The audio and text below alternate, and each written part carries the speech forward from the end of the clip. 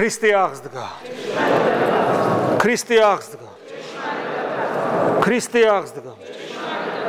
სახელით ამამისაითა და ძისაითა და წმინდისა სულისაითა. ქრისტე აღსდგა, პასუხობთ ჭეშმარიტად აღსდგა და ამით სიტყვით ყოველ შემთხვევაში ვადასტურებთ, რომ ჩვენ ვართ ცოდნენიც და მოციქულნიც ჭეშმარიტი სიცოცხლისა. მოციქულნი ჭეშმარიტი სიცოცხლისა, იმიტომ რომ უფლის დავალებით თითოეული ქრისტიანი არის ვალდებული იყოს მოწამე, ანუ მოწმე იმ დიდებულებისა, რაც ღმერთმა ჩვენთვის მოიმოქმედათ. მოწმე და დიდებულებისა იმისა, რომ განგვიცხადა ღმერთმა, რომ ღმერთი არის სისავსე სიცოცხლისა. ანუ ჩვენ გვწამს, ჩვენ ვიცით, რომ ღმერთი არის არა უბრალოდ მარტომყოფი პიროვნული არსება და მარტომყოფი ვერც იქნებოდა პიროვნული არსება, იმიტომ რომ იქ სადაც არის ეგოიზმი და მარტომყოფობა, იქ ვერ რეალიზდება ცოცხალი არსება როგორც პიროვნება. ღმერთი არის პიროვნება, ეს უკვე გულისხმობს სიყვარულს, რომ ღმერთი არის სიყვარული და ეს გულისხმობს, რომ ის არის ყოვლადწმინდა სამება და ეს საოცარი განცხადება, საღვთო განცხადება ჩვენ მოგვეცა სწორედ იმით, რომ ძღმერთი განკაცდა, ანუ მოვიდა ადამიანი და გვითხრა ყოველი ის, რაც შეუძლებელია ცოდნოდა ვინმეს. ღმერთი არავის არ უხილავს და ხოლო ჩობილმა ძემა, რომელმიც ადამიანად მოვიდა, მან გამოსთქვა და ჩვენ ეს ვიცით. დიახ, ჩვენ ვართ მოწამე იმისა, რომ ღმერთი არის ყოვლადწმინდა სამება, ანუ ღმერთი არის სიყვარული, ანუ სისავსე და პიროვნული არსება, რომელსაც ადამიანები ესე ადვილად ვერ ხვდებოდნენ, თქვათ იგივე აღმოსავლეთში, ადამიანები, რომლებიც ეძებდნენ ღმერთს, მაგრამ ვერ წვდებოდნენ ამ სიდიადეს.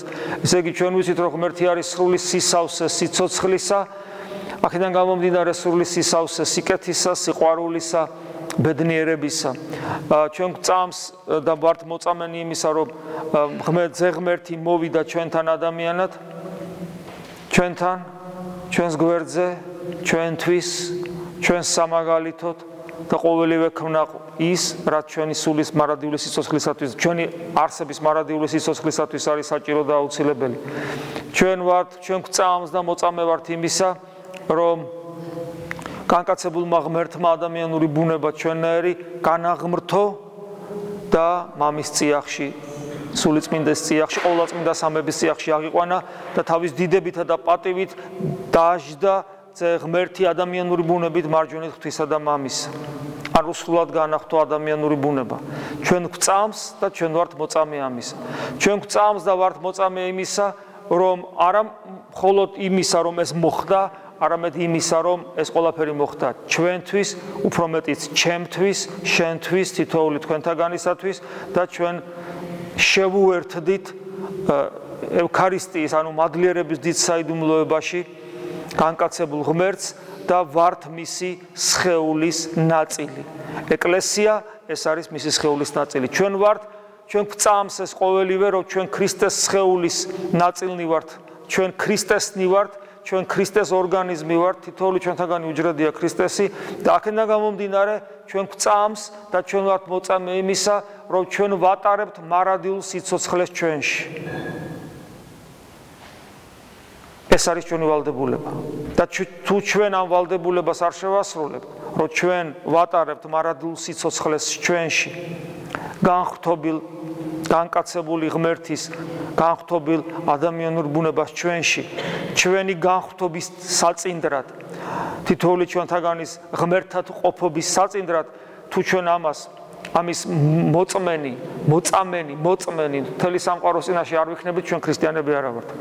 მაგრამ იმისათვის, რომ ჩვენ ვიყოთ ჭეშმარიტად მოწამენი ამისა, ანუ მოციქულნი, საჭიროა, რომ ჩვენ ეს რწმენა გქონდეს არა თეორიულად უბრალოდ, არამედ განცდით და განცდით, რაც შეიძლება მეტი და მეტი სისავსით, რაც შეიძლება მეტი და მეტი წარმატებით, დიდებითი დიდებად, როგორც პავლე მოციქული ბრძანებს. ამავე დროს ჩვენ ვიცით, რომ მოვკვდებით, ჩვენ ვიცით ხორციელად, ჩვენ ვიცით, რომ სიკვდილს მუდამ ვატარებთ, ხრწნილების სახით, რომელსაც ჩვენი სხეული შეიცავს. ამავე დროს ჩვენ უნდა ეს ნამდვილად ვიცით, მაგრამ ჩვენ ეს ყოველთვის უნდა გვახსოვდეს. ვიცით, მაგრამ ყოველთვის არ გვახსოვს. ამავე დროს ჩვენ უნდა ვიცოდეთ, რომ თუ ჩვენი სხეული მოკვდება, ჩვენ უნდა ვიცოდეთ, რომ ჩვენი სული მკვდარია. თუ არ ჩავთვლით იმ დიდებულებას, რაც ნათლისღებით მოგვეცა, რაც სინანულით განგვიახლდება და რაც იკვებება ქრისტეს უწმინდესი განხთობილი ხორცთა და სისხლით. აი ამ დიდებულების გარეშე ჩვენი სული არის მკვდარი. ჩვენ ეს უნდა ვიცოდეთ. ჩვენ ეს უნდა ვიცოდეთ არა თეორიულად, არამედ საკუთარი გამოცდილებით. მკვდარი სული თავისი მდგომარეობით არის ჯოჯოხეთის მატარებელი. და ქმნის იგი ჯოჯოხეთს თავისთვის და შემდეგ იგი რეალიზდება მარადისობაში. თითოეულ ჩვენთანაც აქვს ეს, ჩვენ ეს უნდა ვიცოდეთ არა თეორიულად, არამედ უნდა ვიცოდეთ გამოცდილებით და ჩვენ უნდა ვიყოთ მოწმენიც სამყაროს წინაშე სწორედ ამისიც. ის რომ ადამიანი მოკვდავია ხორცით, ხოლო სულით უკვე მკვდარი და ჯოჯოხეთის მატარებელი. და ამავე დროს ჩვენ უნდა გვწამდეს და ჩვენ უნდა ვიყოთ მოწამენი იმისიც, რომ ეს მდგომარეობა არ არის კატასტროფული, მაგრამ არ არის უიმედო, არ არის საბოლოო დაღუპვა, არამედ ჩვენ გვახსოვს უფლის სიტყვები, რომ მართალია ადამიანისათვის შეუძლებელია გადარჩენა, მაგრამ ღმერთის მიერ არის შესაძლებელი და ჩვენ გვწამს და ჩვენ უნდა ვიყოთ მოწამენი იმისა სამყაროს წინაშე, რომ ეს გადარჩენა არის შესაძლებელი და აგრეთვე იმისა, თუ როგორ არის ეს შესაძლებელი. ჩვენ უნდა გვწამდეს, ჩვენ უნდა ვიყოთ მოწამენი და ჩვენ უნდა ვიცოდეთ გზა თუ როგორ არის შესაძლებელი ჩვენი გადარჩენა. გამოსვლა ამ მძიმე მდგომარეობიდან. ჩვენ უნდა საკუთარ სიკვდილთან ერთად ვატარებდეთ გამოცდილებას და ცოდნას მარადიული სიცოცხლისა. ჩვენ უნდა ვიცოდეთ, რომ არსებობს ჭეშმარიტი ნამდვილი სიცოცხლე, გარდა ამ სიცოცხლისა, რომელიც ჩვენ გაგვაჩნია. ხოლო ეს ჭეშმარიტი სიცოცხლე რა არის? რადა ცხოვრება ღმერთში, იმიტომ რომ ღმერთი არის ხოლო ჭეშმარიტი სიცოცხლე. ყველაფერი დანარჩენი წარმავალია სამყაროს კი თუ აი ესე ბუნებრივად მიშვებული იქნა, ყველაფერი ჩაქვრება და განადგურდება, როგორც მეცნიერებიც ამბობენ. ჩვენ უნდა ვიცოდეთ, რომ ჭეშმარიტი სიცოცხლე მხოლოდ ღმერთია, მაგრამ აი დღესაც სახარებაში აღმოვიკითხეთ ჭეშმარიტი სიცოცხლის, ანუ ღმერთის, სამყაროს შემოქმედი მამის შემეცნება, მისი აღქმა, მისი განცდა, მისი რწმენაც, მასთან მისვლაც, მასთან მყოფობას და ამით მარადიული სიცოცხლის განცდა და ბედნიერება შეუძლებელია მისი განკაცებული ძის გარეშე, მისი განკაცებული ძის მოწაფეობის გარეშე, მისი განკაცებული ძე ღმერთის იესო ქრისტესთან მყოფობის გარეშე, მისი შეცნობის, მისი ცნობის გარეშე, მასთან ერთობის გარეშე. და აი მე საკუთარ თავს უსურვებ პირველ რიგში და თითოეულ თქვენთაგანს მე დარწმუნებული ვარ, რომ არ არსებობს ადამიანი, ასე ღამე მოვიდეს აქ და ღვთისადიდებლად აქ იდგეს, ადამიანი თუ მას ცოტათი მაინც არ შეხებია აი სხვა ნამდვილი სიცოცხლის განცდა. უпростоრად თუ არ ქონია იმ ნამდვილი სიცოცხლის განცდა, თუ არ იცის, შეიძლება სიტყვერად ვერც გამოთქვას, შეიძლება სხვას ვერ აუხსნას, მას არ ეყოს ამისათვის თეოლოგიური განათლება, ან ჭერმეტყველება, თუმცა რომ წეყოს თეოლოგიური განათლება და ჭერმეტყველებაც ბოლომდე შეუძლებელია იმ სიცოცხლის სიტყვაში გადატანა, მაგრამ შინაგანად ის გზნობს, რომ არსებობს სხვა სიცოცხლე, სხვა, რომელიც აი ამ ჩვენი ფიზიკური, ამ ქვეყნიური, ამ სოფლიური სიცოცხლისაგან აბსოლუტურად განსხვავებულია. და ის სიცოცხლე არის, რომელიც გვიზიდავს და რომელიც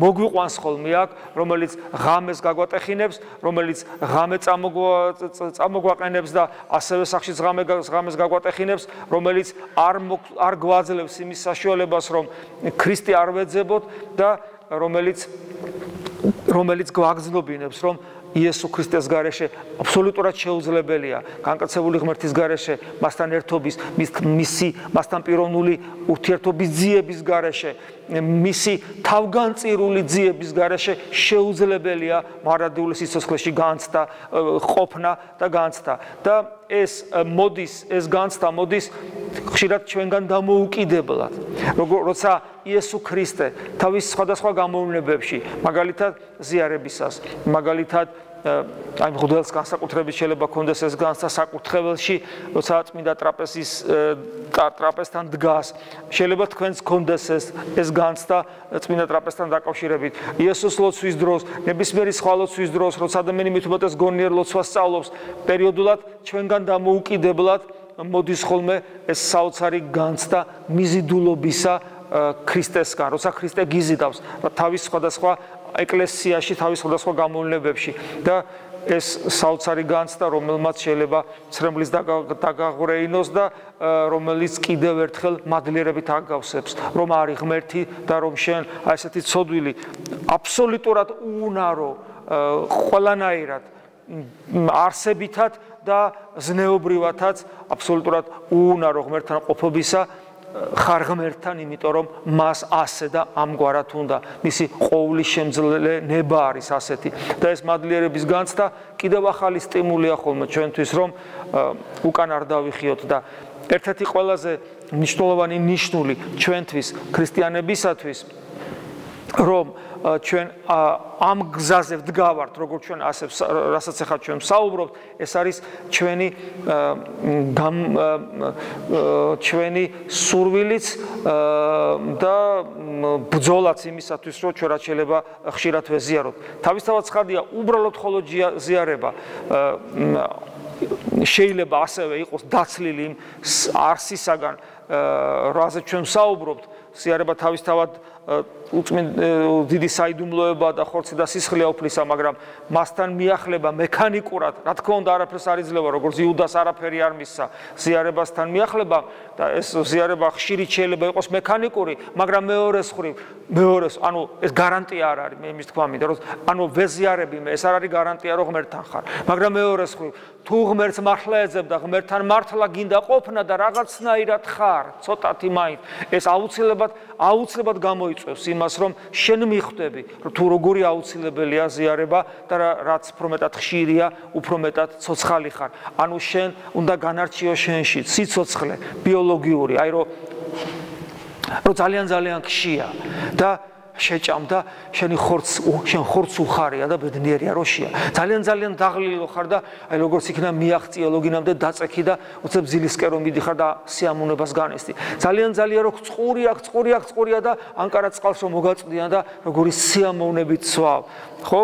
აი არსებობს ხო ესეთი აი მაგალითად სპორტსმენებს აქვთ განცდა რომელსაც ესე უწოდებენ თუ ვისაც სპორტული ცხოვრება ქონია კუნთების სიხარული როცა კუნთი ეჩვევა აი ამ დატვირთვას და მე როგორ ხარობს როცა ის ვარჯიშობს და რა ხორცის სიხარულის განცდა აქვს ხო არსებობს სიცოცხლე როცა აი ლამაზ მუსიკას მოусმენ მშვენიერებით დატყვევი ხო ასე შემდეგ და ასე შემდეგ მაგრამ აი ამ ყველაფრის მიღმა რო აღმოაჩენ რომ არსებობს ნამდვილი სიცოცხლე, რომელ სიცოცხლესთან შედარებით ეს არაფერია, ეს ერთი. მაგრამ თუ აქცენტი აი ამ არაფერზე გაქვს, ეს არაფერი უკვე დამღუპელიც კი იქნება. თავისთავად რაც ჩამოვთვალე მე წეღან და კიდევ მრავალი, თავისთავად ცოდვა არ არის, მაგრამ როგორც კი შენთვის ეს გახდება ნამდვილი სიცოცხლე და რა ის, რომელზეც ჩვენ საუბრობთ, ეს თავისთავად რომ ცოდვა არ არის, ეს რო ღვთისგანმოცემულია, ეს იქცევა დაბკოლების ლოდად და ჩვენსა და ჭეშმარიტ სიცოცხლეს შორის გაუვალ ზღუდად აღიმართება. ამიტომ აქაც გვჭირდება ჩვენ სიბრძნე, გონიერება, გულისხმისყოფა. ღმერთი შეგვეწიოს, რომ ეს ნამდვილი სიცოცხლის განცდა არ დაგვეკარგოს და ქონოდეს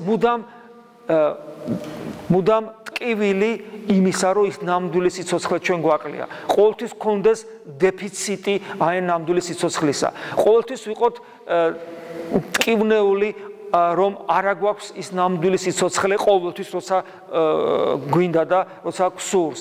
ყოველთვის გქონდეს უკმარისობის განცდა იმ ნამდვილი სიცოცხლისა, როგორი კეთილდღეობაც არ უნდა გქონდეს აქ და ის ნამდვილი სიცოცხლის განცდა, რომ წყურვილი იმდენად ძლიერი უნდა იყოს, რომ აქაური განსაცდელის ტკივილიც კი გადაფაროს იმ ტკივილმა, ისეთი ძლიერი უნდა იყოს წყურვილი იმ ნამდვილი სიცოცხლისა და ჭეშმარიტად მაშინ ჩვენზე აღსრულდება ის ნეტარება, რომელიც ესე ჟღერს. ნეტარიყვნენ მშიერნი და მწყურვალნი სიმართლისათვის, იმიტომ რომ ასეთი ადამიანი აუცილებლად განძღება, როგორც უფალი გვასწავლის. ასეთ შემთხვევაში, როცა ვიტყვით, ქრისტე აღსდგა, აი ეს ჭეშმარიტად აღსდგა, იქნება ნამდვილი ისეთი, რომელიც არ ატარებს სიყალბეს, არამედ ჭეშმარიტად იგი ჭეშმარიტი სიცოცხლის მაძიებლობით აღსებული სიტყვები იქნება. დიახაც ჭეშმარიტად აღსდგა. ამინ. მადლეოფლისა ჩვენისა იესო ქრისტეს და სიყვარული ღმრთისა და მამისა და ზიარება სული საწმინდისა იყოს თქვენ ყოველთა თანა. ამინ.